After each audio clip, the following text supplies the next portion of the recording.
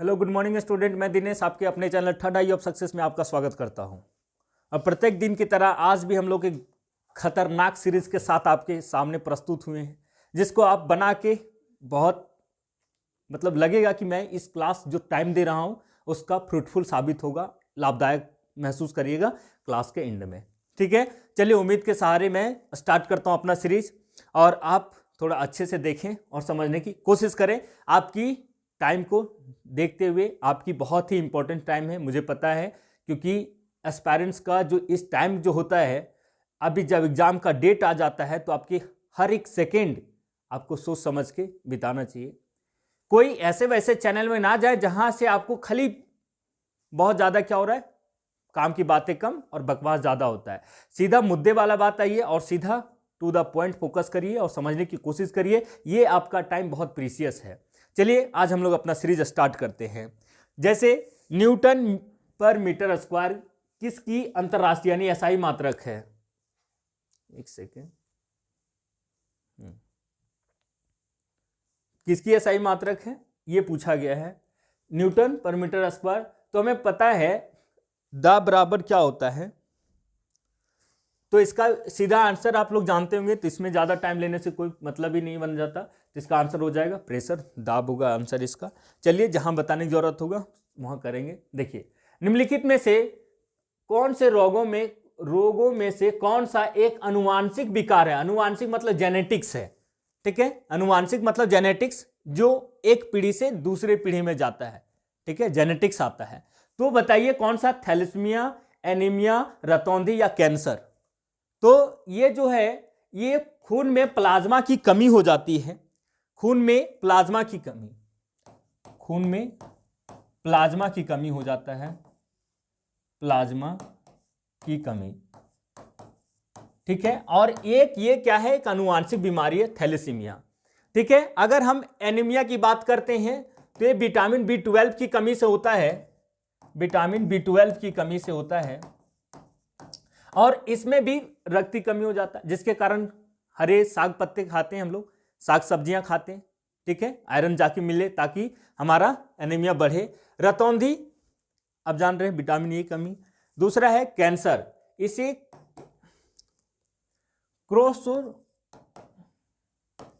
क्रोसोजेनिक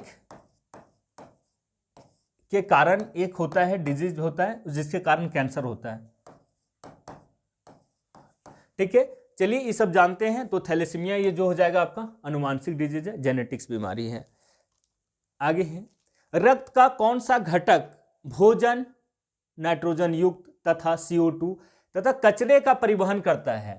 तो ये सारे जो परिवहन करने का काम करता है भोजन वगैरह का, वो प्लाज्मा करता है। कौन करेगा? प्लाज्मा।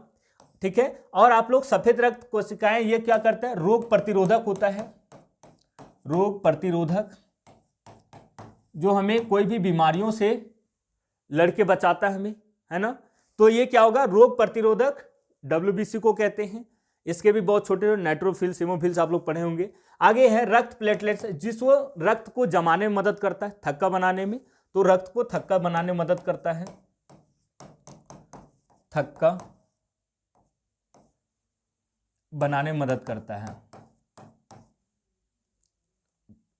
बनाता है सीधा।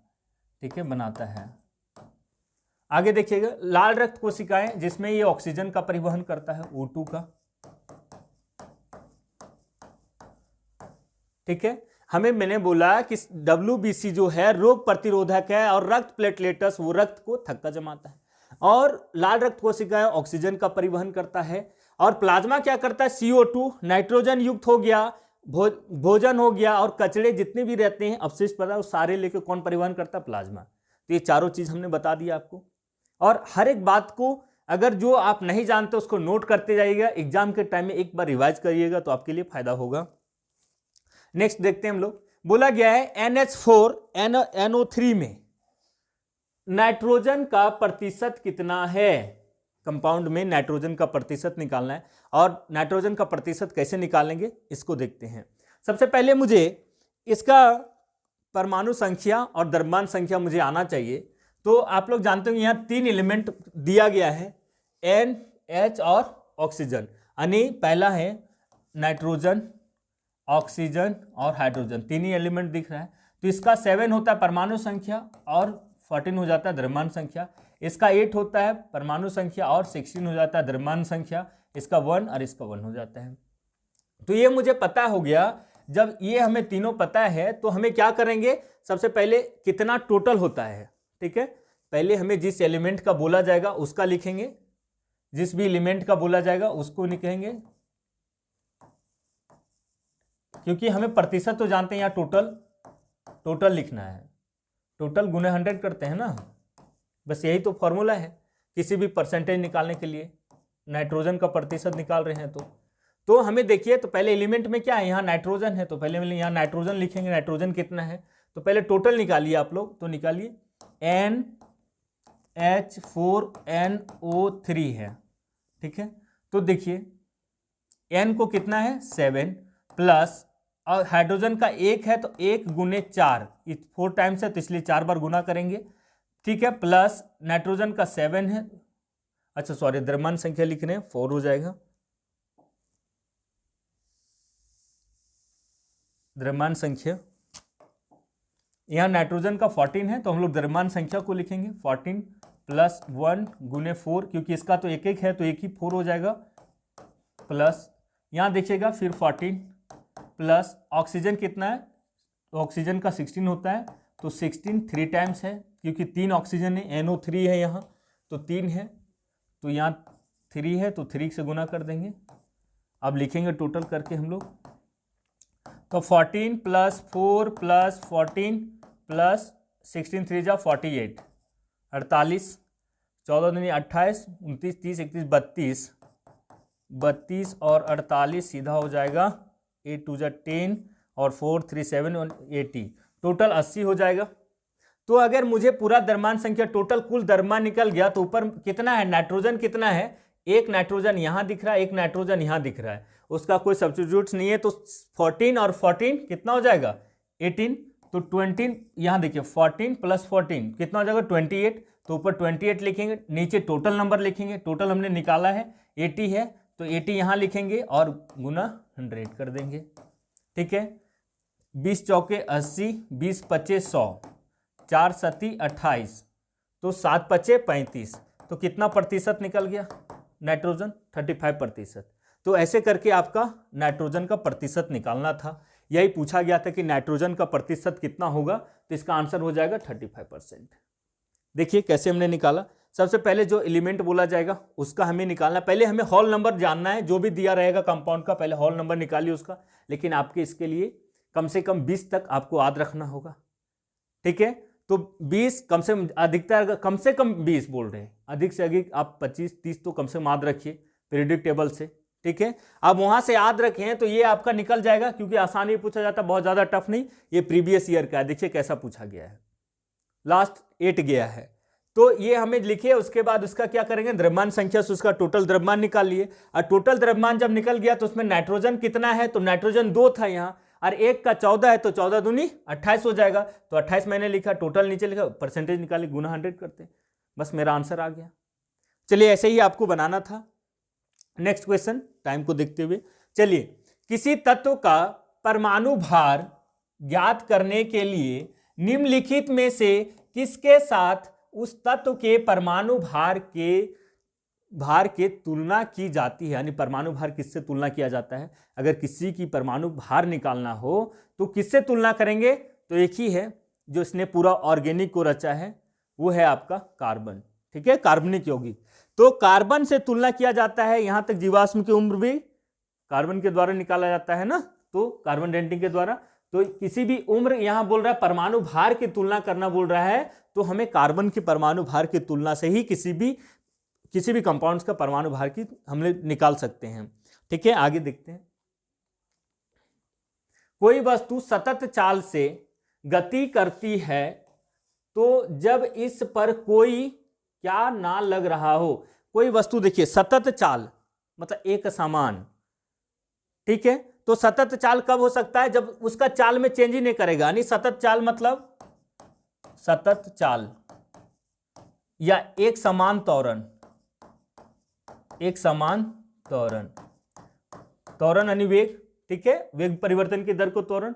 तो दोनों में ना बल शून्य हो जाएगा, बल क्या हो जाएगा, शून्य हो जाएगा, बल शून्य हो जाएगा, शून्य हो जाएगा, नहीं लगेगा, ठीक है।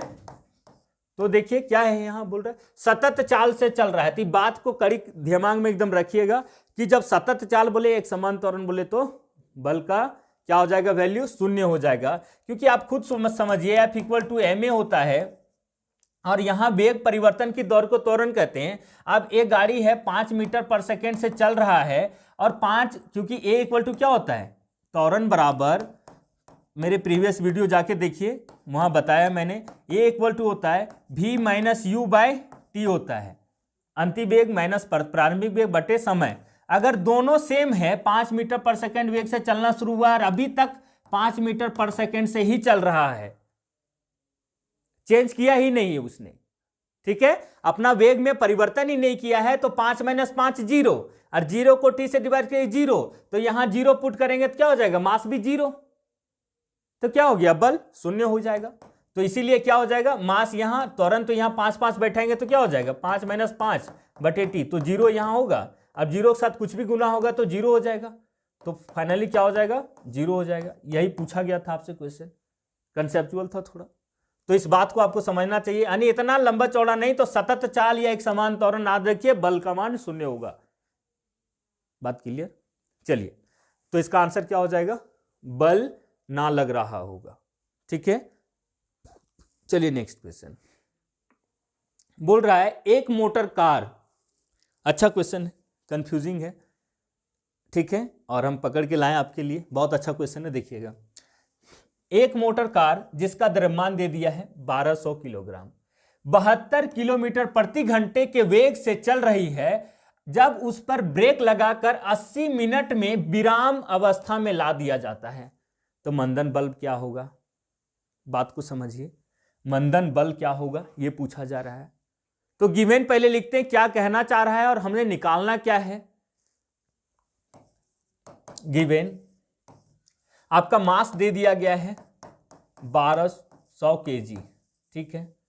आगे इसका स्पीड जो दिया है, एक मोटर कार जिसका 72 किलोमीटर की वेग प्रति घंटा की वेग से चल रही है, चल रहा है गाड़ी 72 किलोमीटर प्रति घंटा की वेग से। अब उस पर ब्रेक लगाया जाता है, ब्रेक लगाएगा तो गाड़ी रुकेगा, और रुकेगा तो अंतिम वेग जीरो, समझ गए, अंतिम वेग जीरो हो जाएगा। यानी यू दे दिया गया है, क्योंकि चल रहा है गाड़ी 72 किलोमीटर प्रति घंटा, किलोमीटर प्रति, और इसको हम लोग चेंज कर लेना पड़ेगा किसमें, मीटर पर सेकेंड में। तो चेंज करिए, 72 गुने 5/18 आप लोग जानते होंगे, मैथ्स में पढ़े, तो 18 36 8 54 72 4 टाइम्स में जाएगा, तो 4 5 20 मीटर पर सेकेंड हो जाएगा इसका। जब में यू निकल गया, अब गाड़ी पे जब ब्रेक लगेंगे तो क्या होगा, लास्ट में गाड़ी रुकेगा, और जब अंतिम वेग क्या हो जाएगा, जीरो होगा, तो v minus v equal to zero हो जाएगा, अंतिम वेग जीरो हो जाएगा। और आपका टाइम कितना ले रहा है, टाइम दे दिया गया है आपको 80 मिनट। अब मिनट को किस में चेंज करेंगे, सेकेंड में चेंज कर लीजिए। 80 मिनट था, इसको सेकेंड में चेंज कीजिए, तो 80 गुने 60 कर देंगे, तो ये सेकेंड में आ जाएगा, ठीक है। जब इतना हमें क्लियर हो गया तो करना क्या है, कौन सा फॉर्मूला लगाएंगे, क्योंकि हमें बल पूछा गया है। मंदन है मतलब पक्का नेगेटिव आएगा, ठीक है, बल क्योंकि तो नेगेटिव लगेगा, तो हमें बल निकालना है, F इक्वल टू वाट, ये इतना करने बोला था। और ये क्वेश्चन सेलेक्टेड क्वेश्चन है, ठीक है, जो नहीं बनता है, जो कंफ्यूजन होता है, आसान वाले आप बना लेते होंगे। यहाँ इतना ही, थोड़ा वर्ड में क्या ट्विस्ट कर दिया, मंदन बल, क्वेश्चन छोड़ देते हैं आप लोग। तो इसी क्वेश्चंस को समझना है। हमने सारा कुछ देखिए यूनिट में चेंज करना था, किए, सब कुछ किए। अब हमें फॉर्मूला लगाना है, और F इक्वल टू, तो एक ही फॉर्मूला जानते हैं, F इक्वल टू ma। तो कहां से बनाएंगे इसको, तो F इक्वल टू ma, तो a बराबर क्या होता है, a इक्वल टू होता है v minus u by t होता है, ठीक है। तो a मतलब त्वरण, तो यहां पुट करेंगे F इक्वल टू m, और a के जगह पे होगा v minus u by t. अब मास दे दिया है मेरा 1200 kg, या 1200 लिखेंगे, ठीक है, और v जीरो है, क्योंकि ब्रेक लगाया था, अंतिम वेग जीरो हो गया, और जीरो हो जाएगा तो यहां जीरो हो जाएगा, माइनस यू आपका दे दिया गया है कितना 20 मीटर पर सेकेंड, चेंज किए 72 किलोमीटर प्रति घंटा को तो 20 आ गया, बटे टाइम आपका दे दिया गया है 80 मिनट दिया था, जब इसको सेकंड में चेंज करिएगा तो 80 गुने 60 हो जाएगा, सेकंड में चेंज हो गया। अब इसको सॉल्व करना है तो 0 माइनस 0 हो जाएगा, तो ये हम कोशिश करते हैं, यहाँ देखिए 1200 गुने ये केवल माइनस में आ जाएगा तो माइनस 20 बटे 80 गुने 60, 1 0 2 0 ये खत्म हो गए, ठीक है, 6 का 6, 6 दूनी 12, 2 2 चौके 8, 4 पच्चे 20, ठीक है। तो क्या आ गया देखिए -5 फोर्स है तो न्यूटन होगा, लेकिन हम बताए थे कि नेगेटिव यानी मंदन शो कर रहा है, इसका मतलब हम कभी -5 न्यूटन कभी नहीं ढूंढेंगे, ये सिंबॉलिक दिखाया जाता है लेकिन आंसर हमेशा पॉजिटिव में दिया जाता है। तो क्या हो जाएगा आंसर केवल 5 न्यूटन होगा इसका, ठीक है, क्योंकि मंदन को दिखाया जाता है तो इसका आंसर हो जाएगा 5 न्यूटन, तो इसका आंसर 5 न्यूटन होगा। बहुत अच्छा क्वेश्चन था ये, और ये इतने लोग छोड़े थे जो कहना नहीं है कि क्वेश्चंस को पूछा गया है प्रीवियस ईयर है, खाली देखिए सेंटेंस में कंफ्यूजन है और थोड़ा सॉल्यूशन देख के आप डर जाइएगा तो होगा नहीं, आपको बनाने की कोशिश करना होगा। चलिएगा देखिएगा नेक्स्ट क्वेश्चन की तरफ बढ़ते हैं, उम्मीद करते हैं आप लोग समझे होंगे भली भांति इस क्वेश्चन को, और बहुत अच्छा क्वेश्चन था। चलिए नेक्स्ट क्वेश्चन चलते हैं। देखिए बोल रहा है परमाणुओं से प्राप्त ऊर्जा को क्या कहते हैं, परमाणुओं से प्राप्त ऊर्जा को क्या कहते हैं। जब परमाणु टूटेगा तो परमाणु विखंडन से जानते हैं क्या होता है, परमाणु बम का निर्माण होता है जो परमाणु विखंडन पर आधारित काम करता है। तो ये नाभिकीय ऊर्जा एक प्रकार का है, कैसा ऊर्जा है, नाभिकीय ऊर्जा। अब रासायनिक ऊर्जा कहां से मिलता है, रासायनिक समीकरणों से मिलता है, रासायनिक समीकरण के दौरान समीकरण से प्राप्त ऊर्जा, प्राप्त ऊष्मा है ना, या ऊर्जा जो भी है, ऊष्मा या ऊर्जा, तो ये हो जाता है आपका कहां से, रासायनिक ऊर्जा। और ऊष्मा ऊर्जा तो हीट से हो जाता है और सौर ऊर्जा तो सूर्य से मिलता है, आप लोग जानते होंगे। चलिए नेक्स्ट क्वेश्चन, हेनरी बेकुरल, इनमें से किसकी खोज से संबंध है इसका, हेनरी बेकुरल का। तो इसने क्या किया था, एक तो रेडियो सक्रियता, ठीक है, रेडियो सक्रियता या रेडियो धर्मिता कहते हैं, एक ही बात है, धर्मिता की खोज किया था, खोज हेनरी बेकुरल, हेनरी बेकुरल, ठीक है। और दूसरा एक पूछा जाता है जो एक रेडियम, रेडियम या पोलेनियम, पोलेनियम, ये दोनों का खोज मैडम क्यूरी, किसने किया, मैडम क्यूरी, और इसके पति कौन थे, पियरे क्यूरी, पियरे क्यूरी, ठीक है, पियरे क्यूरी ने किए थे। और ये पोलेनियम किसके नाम है, पोलैंड के नाम पे रखा गया है, पोलैंड, ठीक है। तो पूछा गया क्वेश्चन कि कौन सा ऐसा धातु है जो किसी देश के नाम पे है, तो पोलेनियम, ठीक है, ये बात याद रखिएगा। रेडियम, तो ये बात बोलिए हेनरी बेकुरल ने इनमें से किसकी खोज किया, तो रेडियोधर्मिता की खोज किया था। ये दोनों पॉइंट्स आता है और आपका पलटी खा जाता है कि कौन, मैडम क्यूरी, ऑप्शन में दोनों रहता है और मार के चलाइएगा मैडम क्यूरी, तो ऐसा गलती ना करिएगा, ठीक है। इस बात को थोड़ा थोड़ा डिफरेंस है जो आपको कंफ्यूजन करता है, उसी को दूर करने के लिए हम आए हैं ताकि आपके मार्क्स को 25/25 कर सके हम साइंस में।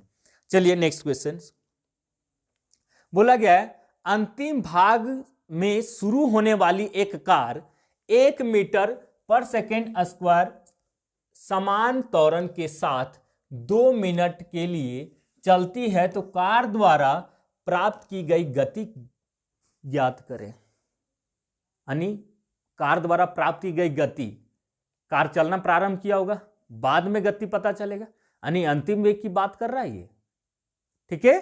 तो हमें देखिए अंतिम भाग से शुरू हुआ है, यानी अभी शुरू हुआ, वो विरामावस्था में था। क्लियर है? तो जब विरामावस्था में बोल रहा है अंतिम भाग से शुरू मतलब पक्का उसका जो इनिशियल वेलोसिटी होगा वो 0 होगा। और जब इनिशियल वेलोसिटी, जब इनिशियल मतलब प्रारंभिक वेग क्या होगा? 0 होगा, उसका प्रारंभिक वेग 0 होगा।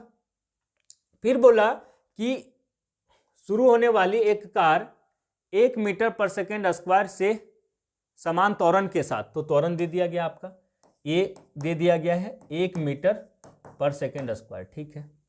फिर बोल रहा है टाइम टी दे दिया गया आपका 2 मिनट दिया है, तो इसको चेंज कर लीजिए सेकेंड में। 2 मिनट को सेकेंड में करिए, 2 गुने 60 बराबर हो जाएगा 120 सेकेंड। उसके बाद आपका भी निकालने बोल रहा है। सर कैसे जाने कि भी निकालना है मुझे? यही तो बोला है कि कार द्वारा प्राप्त की गई गति बताइए। जब त्वरण को बढ़ाया जिसने, थोड़ा एक्सीलरेटर लिया, तो कार की स्पीड बढ़ी, और स्पीड बढ़ी उसके बाद बोल रहा है उसका गति क्या होगा। अब बताइए 20 कितना 2 मिनट के बाद जब एक्सीलरेटर लिए तो गाड़ी का स्पीड बढ़ी, तो 2 मिनट के बाद बताइए कि कितना हुआ उसका स्पीड, अभी कितना है। तो हम इसको निकालेंगे कैसे, देखते हैं। जब मुझे पता है u दिया हुआ है, ये इससे रिलेटेड कौन फॉर्मूला है, तो गति के हमने 3 ही फॉर्मूला पढ़ा था। वो 3 कौन कौन से थे? एक था v equal to u plus a t, ठीक है। दूसरा था s equal to u t plus half a t square, और तीसरा था v square equal to u square plus 2as। ये 3 फॉर्मूला था। इसमें हमारा रिलेटेड कौन है? यू ए टी भी। देखिए तो कहाँ इसमें है, एस कहीं है ही नहीं, और एस नहीं है तो इसमें भी एस है, इसमें भी एस है, तो एस नहीं है तो ये दोनों फॉर्मूला खत्म। और जब ये खत्म हो गया तो केवल एक बचा मेरा ये। अब इस पर हम लगाते हैं और शूट करके अभी आंसर लाएंगे इसको। देखिए तो भी इक्वल टू क्या हो जाएगा? u plus a T. You कितना दिया हुआ है? 0 दिया हुआ है, क्योंकि अभी शुरू हुआ था अंतिम भाग से, तो 0 हो गया। प्लस ये कितना दिया हुआ है? ये 1 दिया हुआ है। और टी कितना दिया हुआ है? 120 सेकेंड है, ठीक है, 120 सेकेंड है। तो इसका आंसर क्या हो जाएगा? 0 के साथ होगा तो 120 एक का 120, तो 120 मीटर पर सेकेंड कहाँ से आ गया? क्योंकि वेग है ना, तो वेग का 120 मीटर पर सेकेंड आंसर इसका होगा। तो इसका आंसर क्या होगा? 120 मीटर पर सेकेंड। देखिएगा एक ही 130 है, बाकी तीनों जो है 120 लिखा हुआ है, लेकिन आपको एसआई यूनिट में फंसाने की कोशिश किया जा रहा है। तो इस बात को समझिएगा भली भांति, फिर आंसर करिएगा ताकि हड़बड़ी में आपका गड़बड़ी ना हो जाए, ठीक है। थोड़ा सा सिंसियरिटी होके चलिए नेक्स्ट क्वेश्चन। मेलिएबल के गुण को दर्शाता है। मेलिएबिलिटी जो होता है, ठीक है, मेलिएबिलिटी यानी जिसको हम लोग आघातवर्धन, देखिए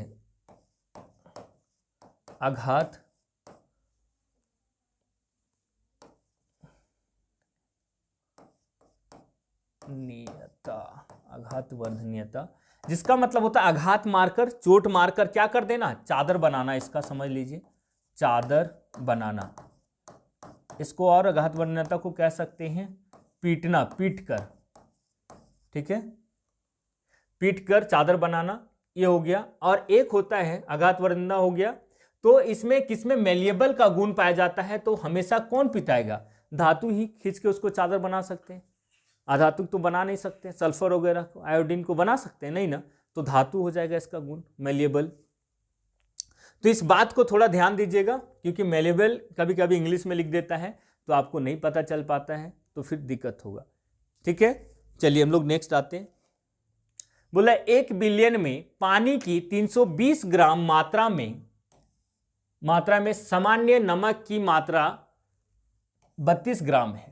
द्रव्यमान प्रतिशत द्वारा द्रव्यमान के संदर्भ में बिलियन की सांद्रता की गणना करें। केमिस्ट्री का, प्योर केमिस्ट्री का क्वेश्चन है, और भी बहुत अच्छा वाला, देखिएगा थोड़ा।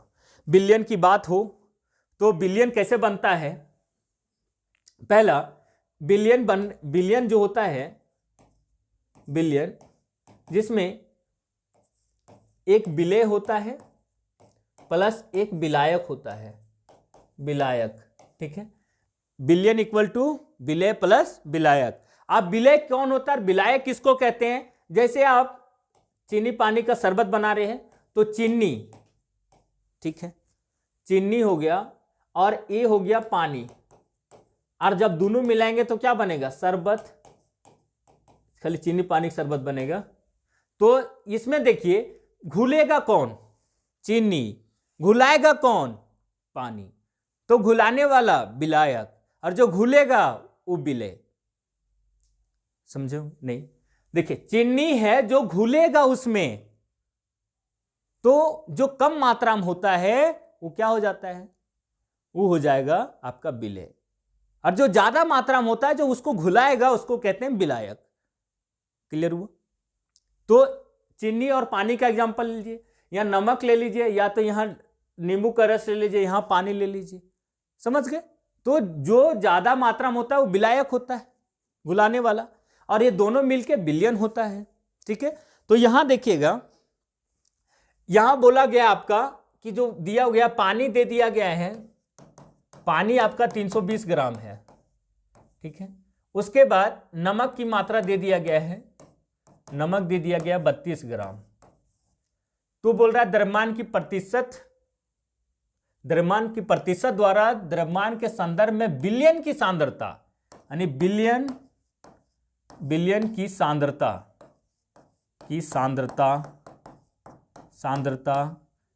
इक्वल टू होता है आपका जिसका निकालने बोल रहा है। ठीक है, तो यहां देखिए किसका निकालने बोल रहा है? नमक की। विलयन में देखिए द्रव्यमान में 32 ग्राम है, इसमें नमक की सांद्रता कितना है वो निकालने बोल रहा है। तो विलयन की सांद्रता निकालने के लिए हमें सबसे पहले ऊपर नमक लिखिए, जो विलय रहता है उसका, नीचे आपका दोनों विलयन लिखना पड़ता है। देखिए इसमें हो जाएगा 320 प्लस 32, ठीक है, गुने 100, प्रतिशत निकाल रहे हैं इसलिए। क्लियर है? तो जब इसको सॉल्व करिएगा तो आपका आंसर आ जाएगा आपका 9.09%। सॉल्व करके देखिएगा, ये हो जाएगा इसका आंसर। और देखिए सबसे बड़ा चीज, इसको हमेशा इसको सॉल्व करने का तरीका है, शॉर्ट पकड़िए और कट करिए, और मतलब नियर अबाउट में हमेशा आंसर लेके चलिएगा, और नियर अबाउट में भी ऑप्शंस भी रहता है। ठीक है, और आंसर सही होगा। तो यहां देखिए क्या है, एक बार फिर यहां फॉर्मूला आपको साफ लिख देते हैं। विलयन की सांद्रता बराबर, विलयन की सांद्रता बराबर विलेय बटे बिलियन गुने 100। ठीक है, यानी बिलियन में तो दोनों आ गया ना, विलेय और विलायक, इसलिए हमने यहां विलेय भी जोड़ा। विलेय मेरा जो 32 ग्राम था उसको जोड़ा, और आपका जो पानी था विलायक उसको, दोनों को जोड़े। तो यही फॉर्मूला पे ये क्वेश्चन एक पूछा जाता आपका। समझ गए? ये ग्रुप डी का प्रीवियस ईयर का क्वेश्चन है। और अगर ये फॉर्मूला पता है तो एन अबाउट आप मार ही देते आंसर, कुछ करना नहीं था, खाली पता होना चाहिए कि विलयन की सांद्रता जब निकालना हो तो विलेय बटे विलयन, यानी विलेय और विलायक दोनों का जोड़ के और गुने 100, यानी यहां विलेय प्लस विलायक दोनों मिला के। हड़बड़ी में आप करते क्या है, जानते पर भी खाली एक नीचे तुरंत 320 लिखिएगा, काट दीजिएगा, ऑप्शन आ जाएगा कम, आप मार के चलाइएगा, गलती हो जाएगा। लेकिन आप देखिएगा दोनों होता है यहां। चलिएगा नेक्स्ट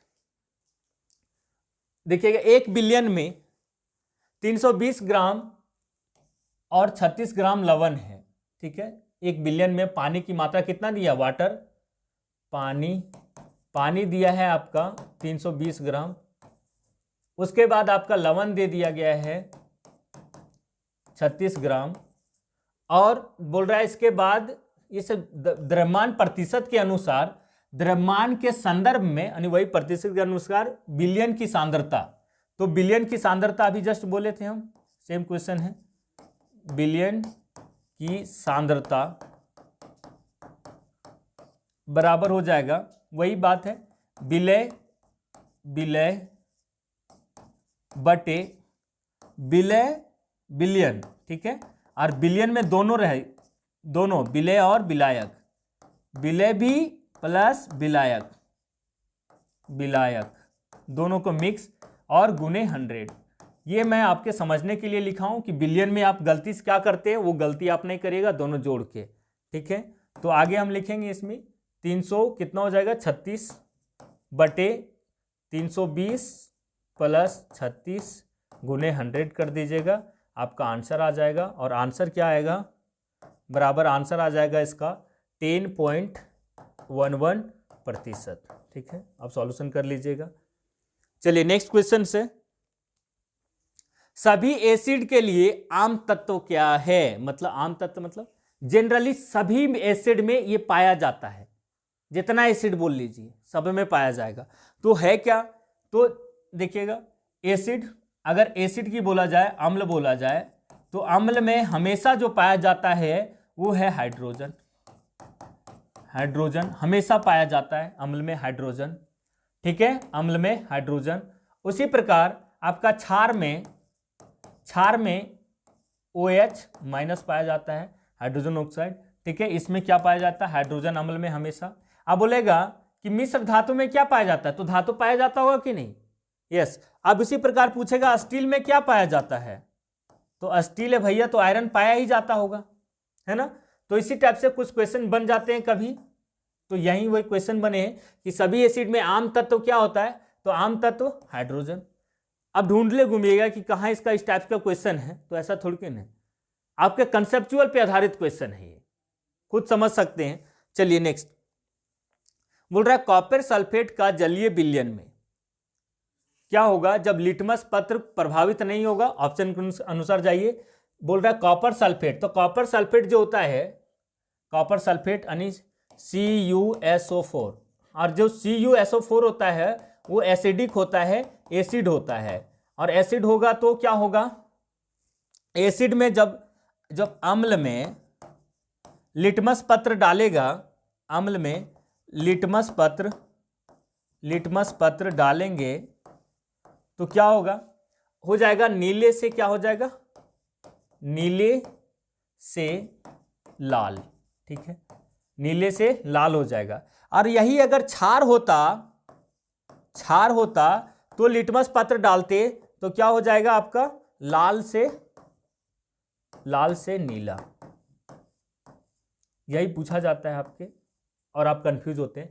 तो लेकिन यहां जो क्वेश्चन पूछा गया था आपसे, वो पूछा गया था कॉपर सल्फेट। अगर आपको मीडियम इसका पता होता कि ये एसिडिक है तो क्या मार देते आप, सही मार देते।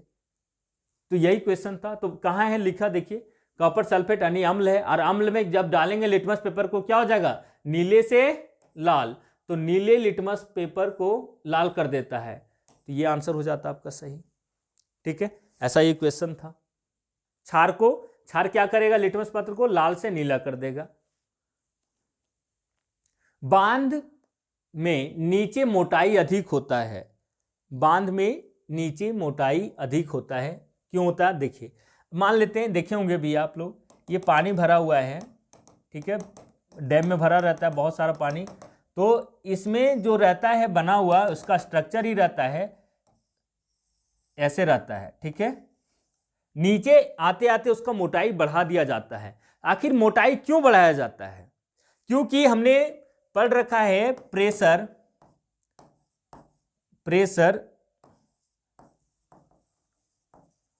प्रेशर यानी दाब बराबर क्या होता है, ρGH। ठीक है, तो आपका जो प्रेशर होता है वो आपका बढ़ते जाता है, हाइट जो गहराई जैसे जैसे बढ़ते जाएगा, गहराई जैसे जैसे बढ़ते जाएगा क्या हो जाएगा, उसका दाब बढ़ने लगेगा, क्योंकि समानुपाती है। ठीक है, तो जैसे जैसे बढ़ेगा गहराई वैसे वैसे उसका दाब बढ़ेगा, और दाब बढ़ेगा तो नीचे अगर कमजोर रहेगा तो नीचे फोड़ देगा उसको और पानी बाहर चला जाएगा। इसीलिए क्या किया जाता है, नीचे अगर मोटाई अधिक होता है, क्यों? क्योंकि नीचे दाब अधिक होता है। यही क्वेश्चन था। ठीक है, और आज शायद इतना ही क्वेश्चंस हैं, कंप्लीट हो गया है। तो ये क्वेश्चंस ये सारे थे जो बहुत अच्छे क्वेश्चंस का कलेक्शन था। न्यूमेरिकल्स कम था, लेकिन ये सारे जो आपके कंसेप्चुअल बेस्ड क्वेश्चन थे जो आपको कन्फ्यूजन करके फंसाने की कोशिश करता है और फंसते भी हैं। तो उस कन्फ्यूजन से हटने के लिए हम ये क्वेश्चंस लेके आए थे आपको। और आपका बेहतरीन क्वेश्चन कल न्यूमेरिकल के साथ सारे क्वेश्चंस का मिक्स आएगा, बायोलॉजी वगैरह सारे मिक्स करेंगे एक सेट के जैसा आपको बनाने में, और ज़्यादा टाइम आपका नहीं लेंगे क्योंकि टाइम बहुत इंपॉर्टेंस है। और सीधा काम नो बकवास वाली मेरी चलती है हमेशा। तो चलिए मिलते हैं फिर नेक्स्ट क्लास में। अपने दोस्तों, यारों और जितने चाहने वाले हैं उसके साथ शेयर करें, और चलिए लाइक करिए, सब्सक्राइब करिए। धन्यवाद।